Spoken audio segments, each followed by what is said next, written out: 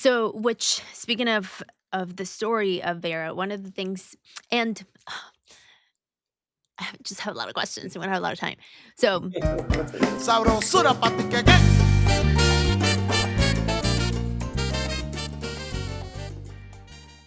hola, hola, welcome back to Café con Pam, the bilingual podcast that celebrates the power of our stories, the medicine in our voices, and the magic of reclaiming who we are. Esta semanita me senté with Spanish filmmaker Sergio Vizuete for a conversation about his debut feature film, Becoming Vera. This is a story about an 18-year-old Latina piano prodigy in Miami who ages out of the foster care system and has to figure out how to chase her dream with no safety net, no family backing, and a whole lot of obstacles that have nothing to do with talent. Sergio is a Spain born, Miami, and LA based director who spent over 15 years directing award winning commercials. We're talking the Lakers, the Dodgers, Real Madrid, campaigns with Kobe Bryant, Becky G, Sebastian Yatra, 2 Emmy nominations, but the film is different. This film is personal. Sergio is a foster parent himself, and he grew up near a Catholic orphanage in Alicante, España, where he saw firsthand what these kids carry. Becoming Vera is his answer to the question that wouldn't leave him alone. What happens to these young people when the system stops protecting them at 18 years old? The film has been on an incredible run, world premiere at CineQuest, the Miami Film Festival opening night of the Hollywood Park Film Festival, etc., etc. And now it's arriving in LA for a special engagement at Cinepolis Luxury Cinemas in Hollywood Park el 20 de febrero, del 20 al 26, from February 20th through February 26th. So, like right now. In this episodio, you're going to hear Sergio talk about why he made the deliberate choice to show beauty even in Vera's hardest moments, and why foster children don't see themselves as victim even when the world might. We're also going to explore a question I was very curious about. What does it mean for a Spanish director, un español, to tell the story of a young Latina woman navigating American systems? We talk about the 23,000 children who age out of foster care every year and what Sergio hopes this film does for them. So, if you've ever felt like your story was being told by someone else, if you've ever wondered whether the world sees your struggle or just a version of it, or if you've ever had to fight for your dream without anyone in your corner, este episodio es para ti. Sin más, here's my conversation with director Sergio Vizuete. Bueno, Sergio, welcome to Café con Pam. I'm so glad to have you here. How are you? Thank you so much for having me. I'm great. We have a lot of things to talk about, probably not enough time, but I want to start with Becoming Vera. So, you've shared before that this is a deeply personal film because you have a connection with foster parenting. You grew up next to the Alicante um, orphanage, and so I'm curious, when did you realize this was your story to tell?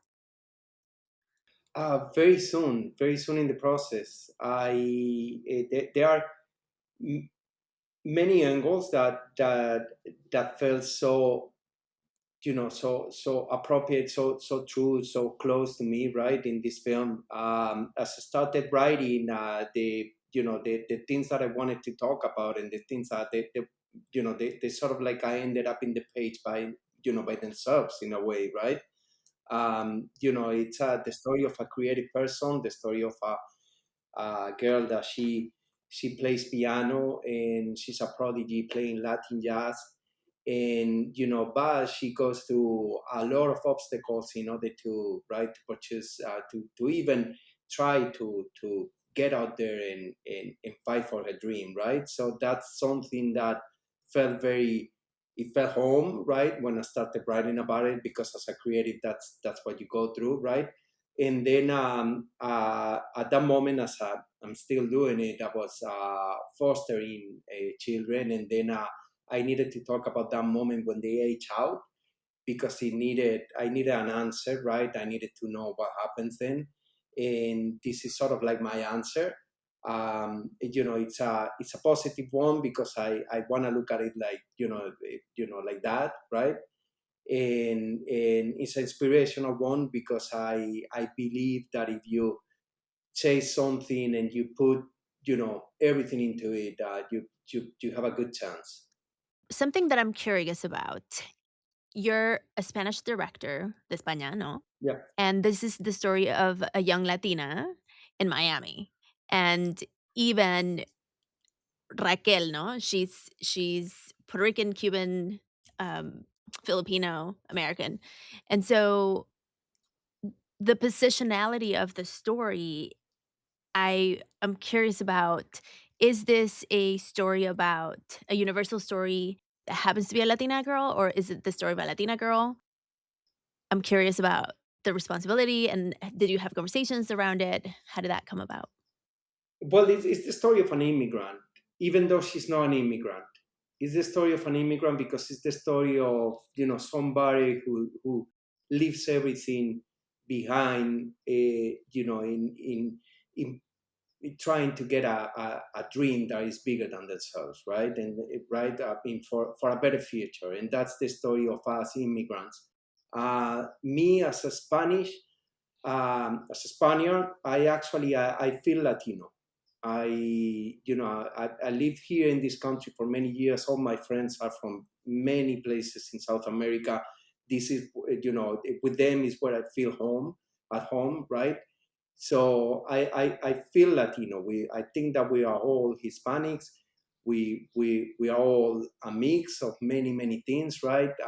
In Spain, we are a mix of many things, around Spain, Africa, Vikings, Romans, and many other things.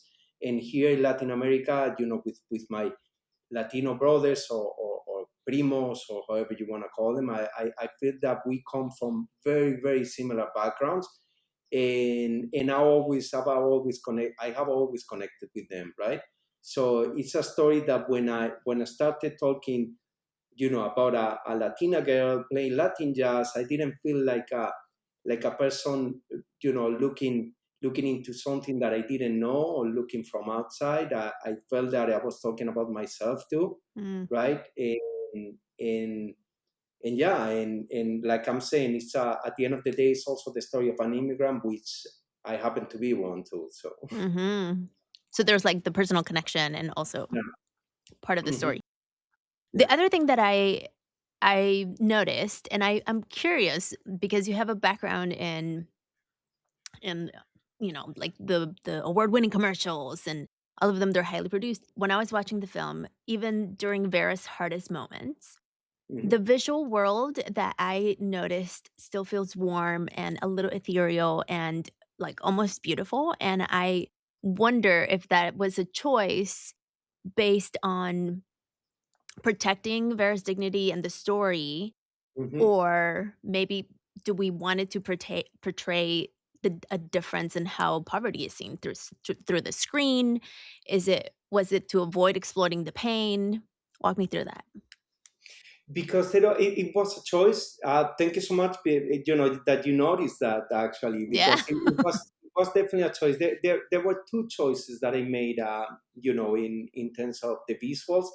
One of them was, I wanted to shoot at night a lot because I do believe that we all have a dark side, Mm, and I didn't want this to be a movie where the bad is very bad and the good is very good. I didn't mhm. want that to be like that. We all have a dark side. Vera does have a dark side, right? Yeah. And also I wanted the beauty because they don't think of themselves as victims. I'm talking about foster children. Mhm. They don't see themselves as that. They see beauty around them, even though they are going through a lot. They are able to see beauty. They are capable of seeing beauty because it's their lives, and they have good moments and bad moments, right? And she is surrounded by her friends, who in a way end up being her family, right? So Mm, she is in the place where in many ways, in the place where she wants to be, right? And she's falling in love, and she's playing music, and right, so there's beauty around her. It's not only, I mean, we look at them and we think, oh, poor them or whatever. They don't think of themselves as poor men, poor me. Right. So yeah, Which I really enjoy that part.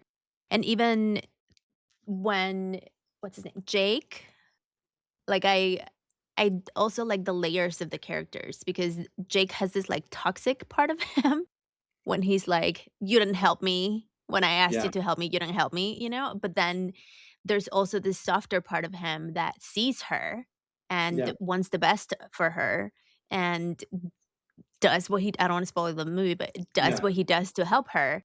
And Yeah, so was that also deliberate to not make the villain super villain and also give, like, the both sides, like, the shadow and the light that everyone has? exactly, exactly. I mean, again, we all go through these feelings that are very human, and even though we don't want to think of ourselves like we have those feelings, and we have those corners or edges, we do have them, right? And then we see Ellen and she's all envious and whatnot. But how about if you are a person who has been playing piano for your entire life and you're super good, and then along comes this little girl that she's just gifted, right? It's you Mhm. will feel very, very bad about yourself, right? So she's a human being. Yes. She's a human being, and we all are. So the film ends with the statistic of 23,000 children age out of the foster care system every year. And I thought about it and it's it's a wild statistic.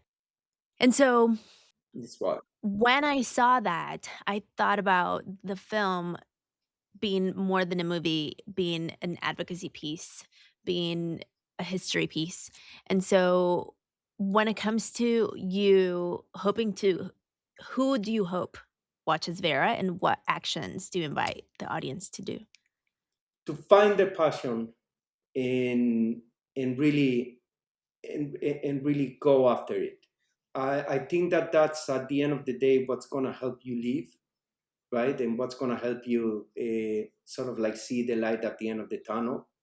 If you are a person who is chasing something, like, and I come back to us, immigrants coming to this country chasing something and having dreams, right? Mm. If you find that you're always gonna fight for something, and you're always gonna, por la mañana, you're gonna wake up and you're gonna go out there and try your best, right? Even if you are a person aging out of the foster system, or you're an immigrant who just um, your first day here in the United States, how scary it is, right?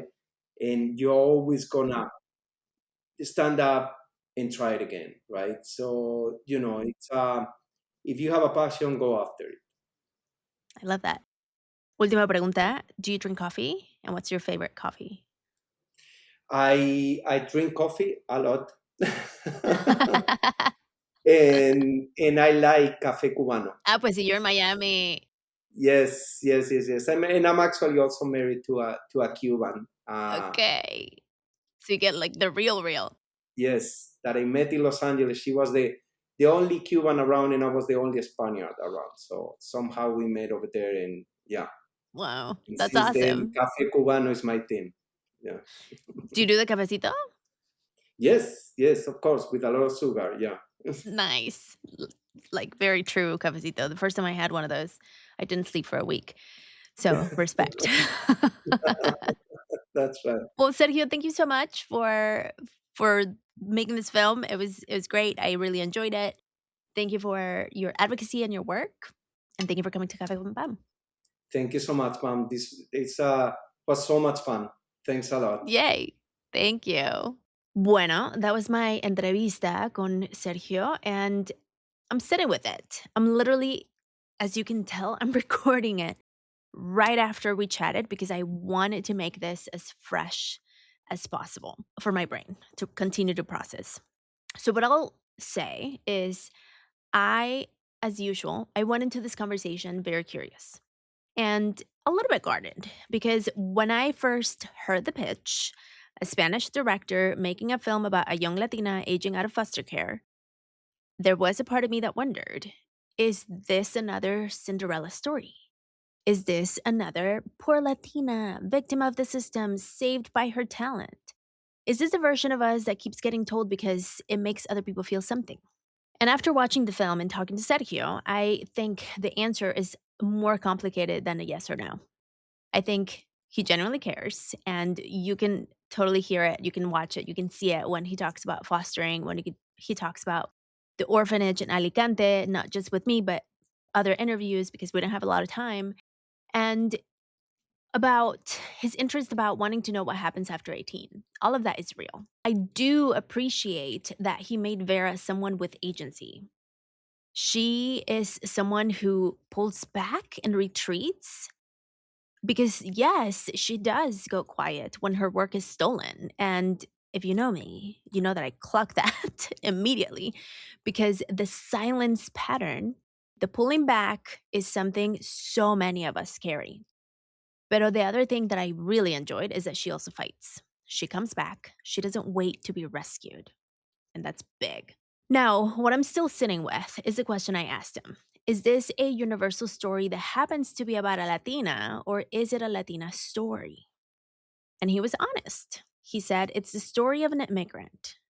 And it's a story that makes him feel connected to Latinos, that we're all Hispanic, we all come from mixed backgrounds. And I hear that. And I respect that he didn't pretend to be something he's not. Pero I also think there's a difference between feeling connected to a community and carrying the specific weight of being a young woman of color in American systems that weren't built for you. And I think the film reflects that. It is beautiful, it's well intentioned, and it's also a little bit general. Like, the Latinaness of Vera's experience doesn't quite drive the story the way it would if this were told from an inside, specific lived experience. And this is, of course, not to dismiss Raquel at all, because she is Latina. And also, I don't say this to take anything away from the film. I say it because I think it matters that we ask these questions. Whose stories get to get told by whom and how? This is not to gatekeep, but because when someone like Sergio, who clearly has heart and skill, sits with those questions with honesty, then the next film gets closer to the truth. And that's the work. We just need those stepping stones. So, if this conversation made you think about who's telling your story or whose stories you're consuming and from what lens, I invite you to share it. Share it with your primas, share it with your creative friends, share it with the film student in your life who needs to hear that positionality matters.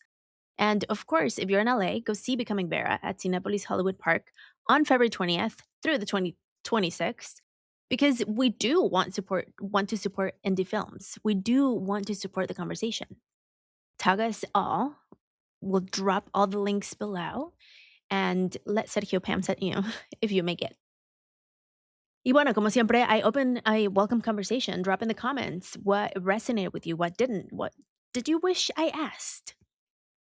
Because I don't know if you could notice my franticness when we arrived into the interview. It's because we had technical difficulties and basically our time together got cut in half. So I had to kind of like just prioritize my questions and get right into it. Pero bueno, como siempre, thank you so much for being here. Thank you for listening, for choosing to grow with me, for sitting with the uncomfortable questions conmigo, porque la neta del planeta, this is where the real stuff lives.